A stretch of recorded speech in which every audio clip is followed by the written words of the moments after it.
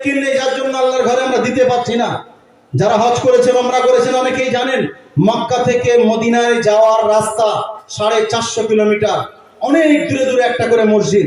তো একজন আরবিয়ান মনস্থির করলো, আমি আমার উপার্জনের টাকায়, আপনারা যারা মসজিদে দান করেছেন, করেন বা করবেন, কি পাবেন শুধু শোনেন। বাস্তব ঘটনা বলি, আমার একটা ট্রাভেলস আছে, প্রতি মাসে ওমরার গ্রুপ যায়। তো আল্লাহ পাক আমারও 4-5 বার যাওয়ার তৌফিক দেন, বছরে যাই, আল্লাহ নিয়ে যায়। তো অনেক অভিজ্ঞতা আছে মক্কা মদিনা সম্পর্কে। তো একজন হাজী সাহেব গল্প করছেন যে একজন ব্যবসায়ী সৌদি আরবের সে মনস্থির করলো, এই হাদিস শুনে যে একটা মসজিদ করলে আল্লাহ জান্নাতে তার একটা গৃহ নির্মাণ করে দেবে। তো তার জন্য সে কি করলো, একটা মসজিদ করার চিন্তা করলো। কন্ট্রাক্টরকে ডাকলো, পুরো পেমেন্ট এস্টিমেট নিয়ে নিল, কত মাল মেটেরিয়ালস কি লাগবে, কত বালি সিমেন্ট পাথর সব নিয়ে নিল, টোটাল মাল সেখানে দিয়ে দিল। এই আমাদের এখানকার মতো যে এত ঘন ঘন বিল্ডার্স দোকান নয়, যেখানে গফুর বিল্ডার্স, ওখানে এই বিল্ডার্স, ওখানে তাই বিল্ডার্স, এত ঘন ঘন নয়, অনেক দূর থেকে মাল ক্রয় করে আনতে হয়। একবার মাল শেষ হয়ে গেলে এত সহজে পাওয়া যায় না। তো কন্ট্রাক্টর যেভাবে অর্ডার দিয়েছেন, মালিক সব মাল এনে দিয়েছে। মসজিদের কাজ চলছে, একেবারে শেষের মুখে, ছাদ ঢালাইয়ের মুখে। এমন সময় বস্তা 1.5 মতো সিমেন্ট কম পড়েছে। কি করা যাবে? এখন ওই কন্ডাক্টর চিন্তা করছে, মালিককে তো আমি যা হিসাব দিয়েছি, কোথায় কিভাবে বেশি লেগে গেল পাওয়া যাচ্ছে না। তো এদিক ওদিক করে মিল করে 1 বস্তা পাওয়া গেছে, তারপরেও হাফ বস্তা কম পড়েছে, অসম্পূর্ণ থেকে যাচ্ছে, সিঁড়ির কাছে একটু ঢালাই। তো তখন কন্ডাক্টর বিষণ্ণ মনে রাস্তায় ঘোরাঘুরি করছে যে এই জুম্মার দিন আর মাত্র 4 দিন বাকি, জুম্মায় উদ্বোধন হবে, এদিকের কাজ সব হয়ে গেছে, উপরের সামান্য এক কর্নারে কাজ বাকি আছে, নিচের কাজ পুরো কমপ্লিট, ওইটুকু বাকি থাকলে সিঁড়ির কাজ তাহলে আনকমপ্লিট থাকবে। মালিক যখন আসবে আমাকে তো অনেক বকাবকি করবে, আমার পেমেন্ট ক্লিয়ার হবে না। তো তখন চিন্তা করে রাস্তায় ঘোরাঘুরি করছে। একজন বান্দা ওই রাস্তা দিয়ে হেঁটে যাচ্ছিল, যেতে যেতে সে বলছে, ভাই কন্ডাক্টর সাহেব, এই দীর্ঘ 2 মাস ধরে তুমি এখানে আছো, তোমার কত সুন্দর হাসিমুখ চেহারা, হেসে খেলে সবার সঙ্গে কথা বলো, আজকের যেন ভালো বুঝছি না, তোমার কি শরীর খারাপ, না বাড়িতে কোনো বিপদ আপদ হয়েছে? তোমার মনটা খুব খারাপ মনে হচ্ছে, তোমার ফেস বলছে তুমি কোনো চিন্তাতে আছো। তো তখন বলছে, হ্যাঁ ভাই সত্যি তুমি ঠিক ধরেছো, আমি খুব চিন্তায় আছি। আমার জুম্মার দিন মসজিদ ওপেন হবে, এই জুম্মায় মসজিদ ওপেন হবে, আর 4 দিন বাকি আছে, আমি কোথায় পাবো এখন সিমেন্ট? হাফ বস্তা মতো সিমেন্ট আমার কম পড়ে গেছে। তো তখন ওই মসজিদের এলাকায় একটু দূরে, 200-300 মিটার দূরে বাড়ি, ওই ব্যক্তি বললো যে আমার বাড়িতেও কাজ করেছিলাম, বস্তা 2 সিমেন্ট বেশি আছে, আমি দিয়ে দিচ্ছি, আপনি কাজটা কমপ্লিট করে নেন। কন্ডাক্টর খুব খুশি, তাড়াতাড়ি গিয়ে লেবারদের নিয়ে সেই সিমেন্ট এনে মসজিদের হাফ বস্তা কম পড়েছিল যে সিমেন্টটা, সেই সিমেন্ট দিয়ে বাকি কাজটা কমপ্লিট করে নেয়, পুরো মসজিদ কমপ্লিট। আর 4 দিন বাকি। ওই দিন রাত্রে ওই মসজিদ যিনি বানিয়ে দিচ্ছেন, যার একার টাকায় হচ্ছে, কারোর থেকে 1 টাকাও নেয়নি, ওই ব্যক্তি স্বপ্নে দেখছেন যে একটা সুন্দর হিরে মণি মুক্ত জওহর দিয়ে একটা রাজপ্রাসাদ তৈরি করা আছে, আর সেই রাজপ্রাসাদে উপরে বড় বড় করে ওর নাম লেখা আছে, আর তার পাশেই ওই একই রকম একই সেম বিল্ডিং একজনের নাম লেখা আছে। আর বলা হচ্ছে যে দেখেন, আপনি আল্লাহর ঘর একটা নির্মাণ করেছেন, সেই জন্য এটা আল্লাহ পাক আপনার জন্য জান্নাতে একটা ঘর, আল্লাহ রসুলের হাদিস মোতাবিক একটা গৃহ নির্মাণ করে দিয়েছেন আপনার জন্য হিরে মণি মুক্ত জওহর দিয়ে।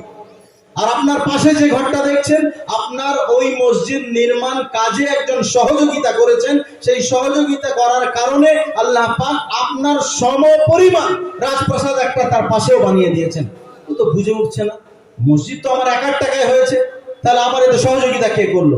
প্রথম দিন ওই স্বপ্ন, দ্বিতীয় দিন একই স্বপ্ন, তৃতীয় দিন একই স্বপ্ন, চতুর্থ দিন সকালবেলা তিনি চলে এসেছেন, কন্ট্রাক্টরকে ডাকলেন, ভাই বলো আমার এই মসজিদে কার সহযোগিতা তুমি নিয়েছো? কন্ডাক্টর তো কোনো মতে ধরা দিচ্ছেন না, তো কোনো কিছু নিয়ে নিত।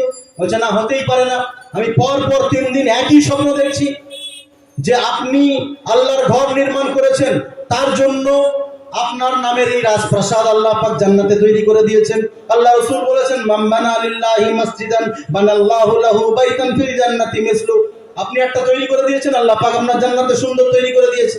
আর আপনার এই মসজিদ নির্মাণ কাজে যে সহযোগিতার হাত বাড়িয়েছে, তার জন্য আল্লাহ পাক তার পাশে সেম ক্যাটাগরির সেম কোয়ালিটির আর একটা রাজপ্রাসাদ তৈরি করেছে। তাহলে কে সহযোগিতা করেছে? অনেক পিড়াপিড়ি করার পরে কন্ডাক্টর বলতে বাধ্য হলেন যে ভাই মালিক ক্ষমা করবেন আমাকে, আমি যা এস্টিমেট দিয়েছিলাম সব ঠিকঠাক ছিল, হাফ বস্তা সিমেন্ট কম পড়েছিল। তো ওই সামনে যে বাড়ি আছে ওই ভাই বললেন যে আমার বাড়িতে কাজ করে 2 বস্তা সিমেন্ট এক্সট্রা আছে, আপনি নিয়ে নেন। তোর থেকে হাফ বস্তা সিমেন্ট নিয়েছিলাম। তো বলছেন তাই? তো তখন ওই মালিক তাড়াতাড়ি টাকার একটা ব্যাগ বগলে নিয়ে চলে গেল তার বাড়ি। মালিক নিজে বলছেন, একজন হাজি সাহেব গল্পটা আমাকে শোনাচ্ছেন, যে ওই মালিক বলছেন চলো গিয়ে ওই বাড়িওয়ালার দরজায় খটখট খটখট আওয়াজ দিলেন। আওয়াজ দেওয়ার সাথে সাথে বাড়িওয়ালা বার হলেন, সালাম আলাইকুম, কি ব্যাপার? জি ভাই, আপনি আমার মসজিদ নির্মাণ কাজে হাফ বস্তা সিমেন্ট দিয়ে সহযোগিতা করেছেন, তার জন্য আপনি বড় উপকার করেছেন। ওখানে সিমেন্ট এক বস্তার দাম 50 রিয়াল। তো উনি বললেন আমি আপনাকে খুশি হয়ে 500 রিয়াল দিচ্ছি। 500 রিয়াল আমাদের ইন্ডিয়ান টাকায় 12,500 টাকা। 500 রিয়াল আপনি রাখেন। উনি বললেন না ভাই, আমি নেব না ভাই, আপনি চলে যান, আল্লাহর ঘরে আমি দিয়ে দিচ্ছি হাফ বস্তা সিমেন্ট, আমি আর নেব না। ভালো। তখন এই ব্যক্তি বললেন মনে হচ্ছে কম দিচ্ছি বলে নেবে না, 1000 রিয়াল দিচ্ছি ভাই, নেন। বললেন না ভাই, আমি আল্লাহর ঘরে দিয়ে দিয়েছি, আমি আর ওর বিনিময়ে কিছু নেব না। তখন ইনি বললেন 10,000 রিয়াল দিচ্ছি, নেন, মানে প্রায় 2.5 লক্ষ টাকা ইন্ডিয়ান টাকা। বলছেন না ভাই, আমার লাগবে না, আমি আল্লাহর ঘরে হাফ বস্তা সিমেন্ট মসজিদ নির্মাণ কাজে সহযোগিতার জন্য দিয়েছি, আমি ওর বিনিময়ে কিছু চাই না।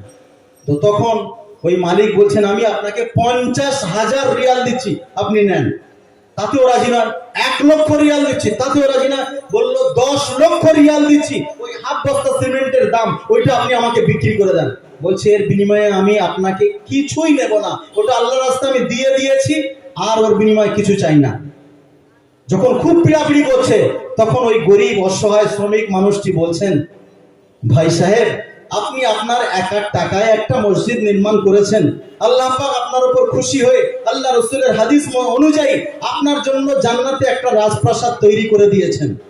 আর আপনি যে স্বপ্ন 3 দিন পর পর দেখছেন, আমি হাফ বস্তা সিমেন্ট আল্লাহর ঘরে সহযোগিতা করার কারণে আল্লাহ পাক আপনার সমপরিমাণ সেম ক্যাটাগরি সেম কোয়ালিটির একটা রাজপ্রাসাদ আমার নামেও বানিয়ে দিয়েছেন।